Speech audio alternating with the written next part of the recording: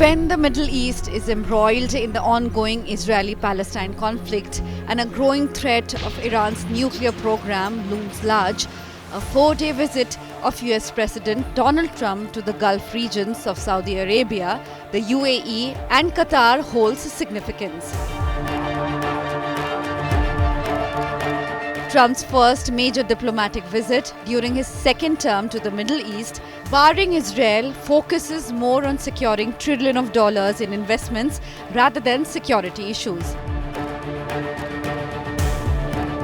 Accompanied by who's who of business along with billionaire Elon Musk, Trump punched the air in show of solidarity as he emerged from Air Force One, greeted with a smile by Saudi Crown Prince Mohammed bin Salman. The visit is also important as prices of crude oil is recovering after a 90-day pause declared and slashed in tariffs following US-China trade talks. Trump hopes to secure trillions of dollars of investments from the Gulf oil producers. Saudi Arabia had pledged $600 billion, but Trump has said that he wants $1 trillion from the kingdom, one of Washington's most important strategic partners.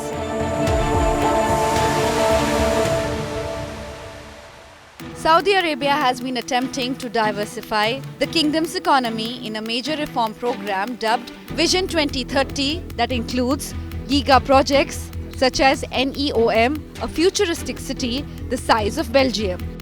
But it had to scale back some of its lofty ambitions with rising costs and falling oil prices.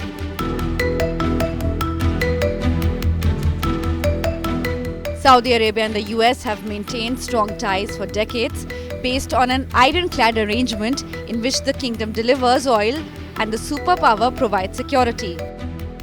According to Reuters, Trump is expected to offer Saudi Arabia an arms package worth more than $100 billion. Trump's Middle East envoy, Steve Witkoff, said he expected to expand the Abraham Accords, a set of deals brokered by Trump in its first term by which Arab states including the UAE, Bahrain and Morocco recognize Israel. But Riyadh's progress in the deal is unlikely as the kingdom supports Palestine's demand for a separate state. Trump also said he may travel on Thursday to Turkey for potential talks between Vladimir Putin and Volodymyr Zelensky on Russia's war in Ukraine.